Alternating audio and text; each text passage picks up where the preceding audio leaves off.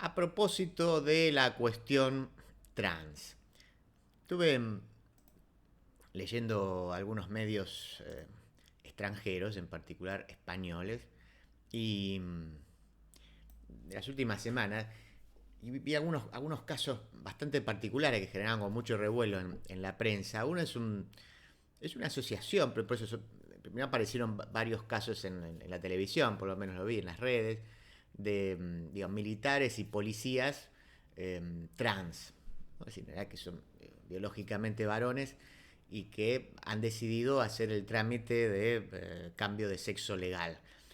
Con la particularidad de que no han cambiado su fisonomía, ni siquiera tampoco han, digamos, mantienen la pareja y el modelo familiar que tenían, que era un modelo familiar tradicional, eh, ¿sí? Heteronormativo, si quieren. Nada más que fueron al registro y dijeron, ahora soy una mujer. Pero, insisto, todo, digamos, toda la apariencia de hombre, la vida es la misma que tenían antes. A partir de ahí, digo, naturalmente, entonces muchos se quejaron diciendo, bueno, esto es un fraude, lo que se conoce como fraude de ley, o sea, que hay alguien que está tratando de sacar una ventaja de esto, ¿no?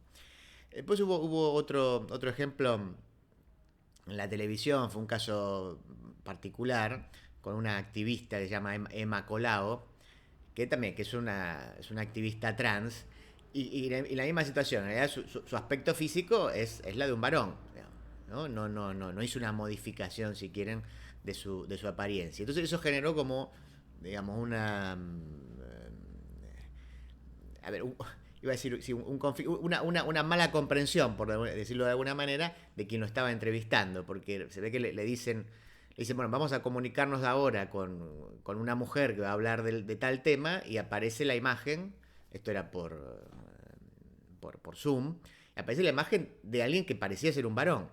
Entonces el presentador dice, no, bueno, acá hay un error, bueno, ahora vamos a contactar, y después se ve que después se da cuenta, y bueno, esta persona, Emma Colau, se ofende porque se da cuenta que en realidad eh, no había sido ningún error, digamos, sino que el presentador había confundido y había hecho eso, no había tomado en cuenta su género. Pero a su vez el presentador, digo, decía, y bueno, pero es que acá la apariencia era una persona que yo conocía, y el nombre de la persona, que era un nombre de mujer, no coincidía con la apariencia. Bueno, y eso generó ahí todo un revuelo en las redes. Por supuesto que no solo en España, sino que, por ejemplo, en Escocia, ahora creo que fue el 1 de abril, digamos, entró en vigencia una ley contra los delitos de odio, ¿m?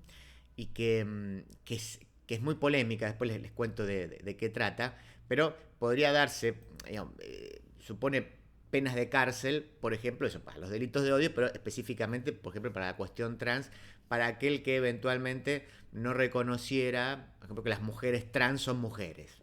Este es el caso de la autora de Harry Potter. O sea, podría ir a la cárcel la autora de Harry Potter por afirmar esto. Eh, a su vez, también, y esto fue hace sí, 2, 3 días, si ven las portadas de los periódicos británicos, hay como un gran escándalo. Eso tiene que ver con una clínica bastante famosa, una clínica privada que hacía procesos de hormonización a menores, y que ya en su momento fue cerrada. Bueno, ahora salió el informe, se conoce como el informe CAS con doble S por el apellido de la persona que lo realizó, que es un informe bastante lapidario respecto de eso, el tipo de fármaco, el tipo de tratamiento que se aplica a menores que dicen sufrir disforia de género. Así que eso también generó ahí como mucha controversia. Y por último, también en estos días salió el último libro de Judith Butler, que se puede traducir algo así como ¿quién le tiene miedo al género? Y que también, si ustedes ven no, en Argentina creo que no salió nada todavía, pero en distintas partes del mundo, los principales periódicos, hay resúmenes de lo que sería el contenido del libro, a favor y en contra, ¿no? Por supuesto, hay unos que son muy críticos y lapidarios, otros que son más benevolentes. A lo que voy es que, a ver, la cuestión trans está todo el tiempo en el debate público, en Argentina también, a veces por determinadas circunstancias o algún hecho en particular aparece.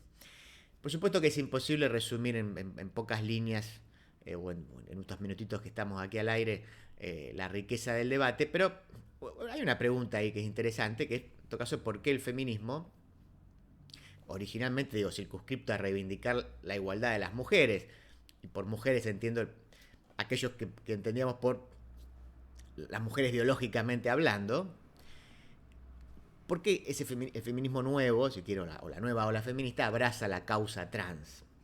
¿Qué hay ahí? Y por supuesto que las respuestas son múltiples, pero lo que a mí me parece que es potente ahí es la cuestión esta de que lo trans es consustancial a cierto feminismo constructivista en la cruzada que ese feminismo constructivista tiene contra la biología, ¿no? Esta cruzada antibiologicista. ¿Por qué? Porque, ya lo vamos a desarrollar esto, ¿no? Pero porque si el género, y para algunos incluso el sexo mismo, son construcciones sociales, eso es lo que dice, digamos, la nueva ola feminista, la biología solo puede ser un límite material a ser superado, ¿m? Tras el proceso de deconstrucción cultural, como se dice ahora. Pero entonces se entiende, si todo es una construcción social, la biología hay que superarla, ¿no? Es simplemente un dato a ser superado. Ahora, entonces, si no hay una base material biológica, si no existe, vamos a suponer que entonces tiene razón el constructivismo social. No existe esa base material, o no juega ningún rol preponderante, vamos a decirlo así. O sea, si todo es una construcción social, ahí aparece otro problema, que es el problema de la definición. Es decir, ¿qué es al fin de cuentas una mujer? Y por supuesto la misma pregunta valdría para el varón. Bueno, ¿y qué es al fin de cuentas un varón? ¿No? ¿Cómo lo definimos? Y en este punto nos enfrentamos a algunos episodios que son risueños. Ahí yo los tomé de España, algunos casos que estaban más a mano. Pero por ejemplo, hace un tiempito en una manifestación, no me acuerdo si fue por el 8M, si escuchan ruidos acá es que bueno, hay perros en el vecindario, no se preocupen, es solo un perro ladrando. Le decía, había una manifestación, le preguntan ahí, un periodista le pregunta a un muchacho que estaba ahí manifestándose, le dice, bueno, ¿qué es una mujer? Y el muchacho le dice, da vueltas, trata de hacer una definición y no encuentra las palabras, y dice, bueno, finalmente, una mujer es una comunidad política. Esa es la definición que da una mujer, que da de una mujer.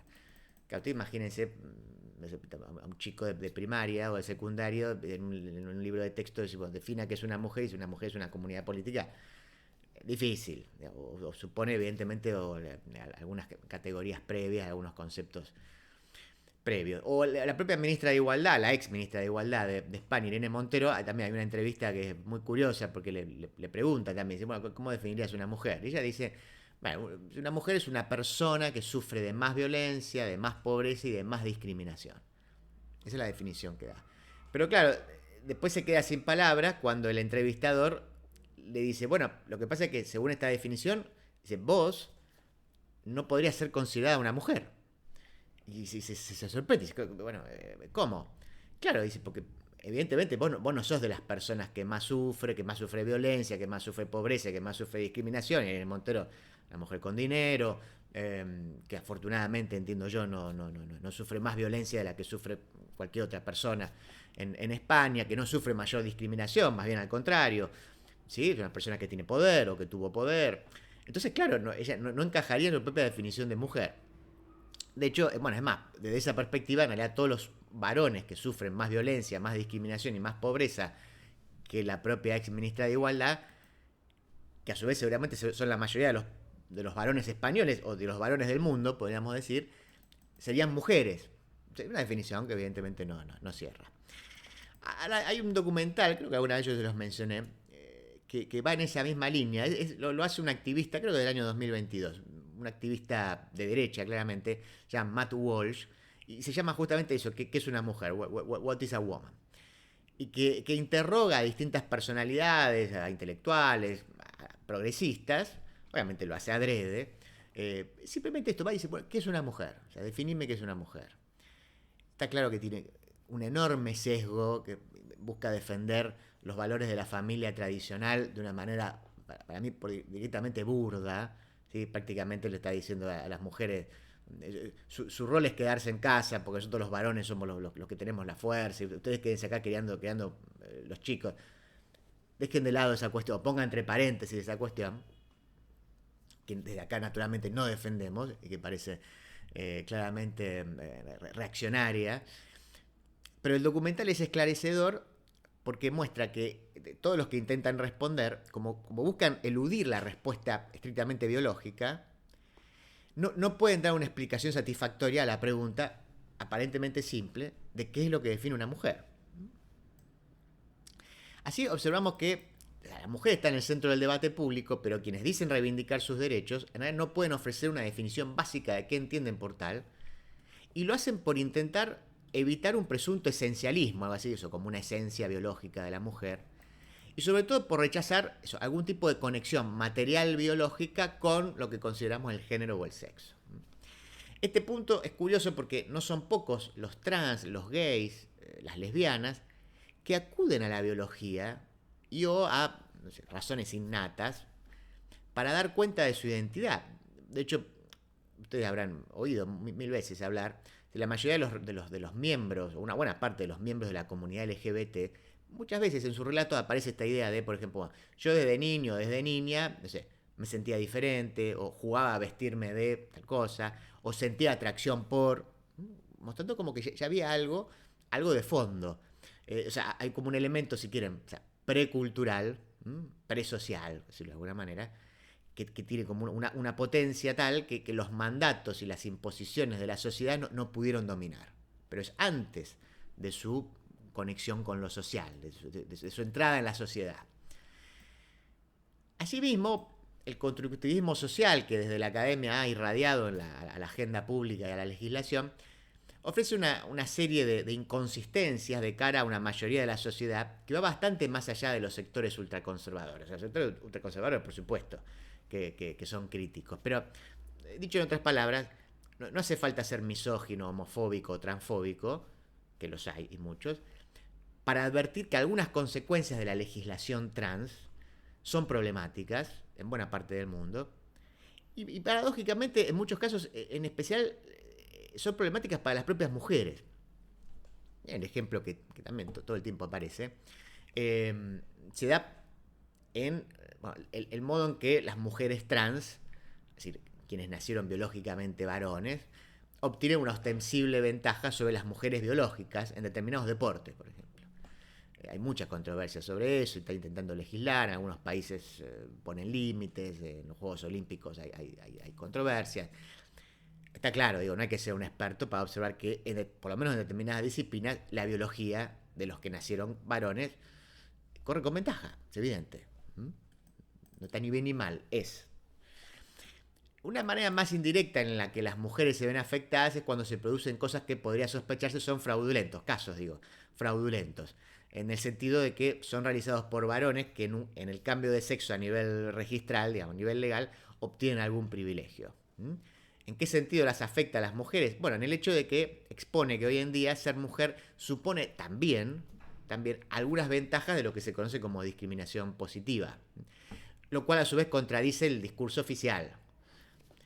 Pero esto se vio claramente, con el caso que les mencioné al principio, es decir, y uno tiende a sospechar, el caso de los militares o los policías en España, que evidentemente parecen encontrar una ventaja, por eso hacen eso, solamente cambian, dicen ahora soy mujer y después dejan todo igual, porque eso les trae ventajas. Pero después, hay otro sinnúmero de casos, eso depende de los países, pero en Argentina, pero en otros países también, por ejemplo, una mujer puede jubilarse antes que un varón, y ha habido algún caso aquí en Argentina de alguien que evidentemente encontró ahí una posibilidad y dice, bueno, a partir de ahora me cambio a mujer y entonces me jubilo a los 60 en vez de a los 65. O, por ejemplo, también, que en Argentina hay conflictos en este punto, a veces las mujeres tienen un trato preferencial respecto de la tenencia de los hijos en un caso de un divorcio conflictivo. Entonces, ha habido algún padre que dijo, entonces ahora voy a cambiar mi sexo en el registro y vamos a ver ahora qué dice la justicia. En este mismo sentido, si la autopercepción deviene criterio suficiente para un reconocimiento estatal, que eso es lo que también está en juego en varias legislaciones, ahí lo que puede aparecer como privilegio es todo aquello vinculado a la agenda de género en general, porque rápidamente alguien podría preguntarse, por qué el Estado debe aceptar mi autopercepción de género, o sea, que yo voy y digo, bueno, ahora me siento mujer, ahora me siento varón, ahora me siento X, no binario, lo que quieran, pero por ejemplo no acepta, esto se ha dicho bastante ya también incluso aquí, no acepta la autopercepción de mi edad, por ejemplo, o la autopercepción de mi nacionalidad, o de mi etnia. Hay un caso interesante, alguna vez también lo mencionamos acá, lo van a ver por ejemplo en el documental de Netflix, que yo suelo citar, el de Rachel Divided, de como Raquel Dividida, que es un caso de alguien que es un fraude, pero que en algún momento esa persona dice, bueno, pero yo soy un transétnico, en realidad soy una persona blanca que se autopercibe negra, por ejemplo. ¿Por qué no? Y hay una interesante discusión también en el ámbito académico, generó muchas controversias, ¿sí? Sobre esa posibilidad. ¿Por qué no una transetnicidad? Pero lo mismo valdría para el caso de la edad o el caso de la nacionalidad. O sea, a fin de cuentas son todas categorías políticas, constructos sociales. La nacionalidad, si no es un constructo social. La edad, miren, también podríamos decir, si es una construcción social el sexo y el género, bueno. En términos de la propia Butler sería, bueno, son construcciones sociales que se van confirmando performativamente en cada acto que realizamos, ¿no? Entonces, ¿por qué si a una aceptamos una y no las otras? Asimismo, si bien es evidente que hay fraudes, el hecho de una legislación cuyo único criterio sea la autopercepción, elimina la posibilidad de determinar cuándo se producen los mismos. O sea, porque si no importa la palabra de terceros, ni de especialistas, si no hay determinados hechos contra los que contrastar, ¿sí? Decirle, mire, no, usted está cometiendo un fraude, usted está sacando una ventaja de esta legislación, y lo único a ser tenido en cuenta es lo que la persona dice de sí misma, dice, bueno, yo me siento tal, yo siento tal cosa, ¿cómo es posible determinar su mala fe? No hay manera, nadie se puede meter en la cabeza de la intencionalidad de alguien.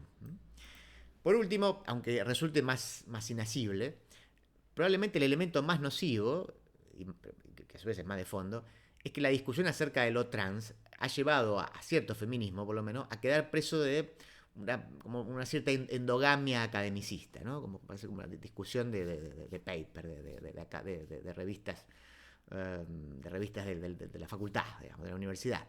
Y que eso lo ha alejado un poco de las reivindicaciones más concretas, por lo menos de los feminismos clásicos.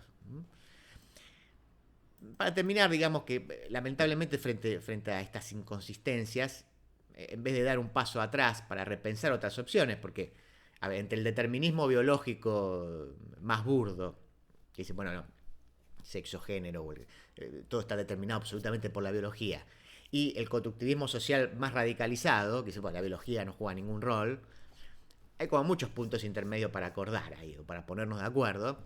En realidad, lo que vemos es que se avanza hacia legislaciones punitivistas. El ejemplo de la nueva ley que yo les mencionaba al principio de Escocia es uno. Y es una ley que eso puede llevar presa, en este caso digo, a J.K. Rowling, la autora de Harry Potter, pero bueno, para cualquier hijo de vecino que tenga una determinada posición respecto a la cuestión trans y que no necesariamente lo haga desde la transfobia, desde el odio, desde la estigmatización, porque ese es el punto, ¿no? Ahora sí, entonces, para finalizar, digo, soy de los que cree que los estados deben dar alguna respuesta a la cuestión trans. Y que la solución no puede ser un regreso al estadio existente. La Argentina fue pionera en eso y creo que nadie puede pretender que se vuelva a lo que existía antes, ¿no? Donde algunos años atrás apenas a cualquiera que se asumiese como tal sufría discriminación, sufría violencia y en algunos casos estaba prácticamente condenado a prostituirse porque no conseguía trabajo, ningún trabajo formal. Ahora, pero esconder o peor aún, intentar censurar o cancelar a quienes exponen algunos de los problemas a los que están llevando algunas teorizaciones que se han encarnado en legislaciones, creo yo, por lo menos, no parece el más adecuado de los caminos.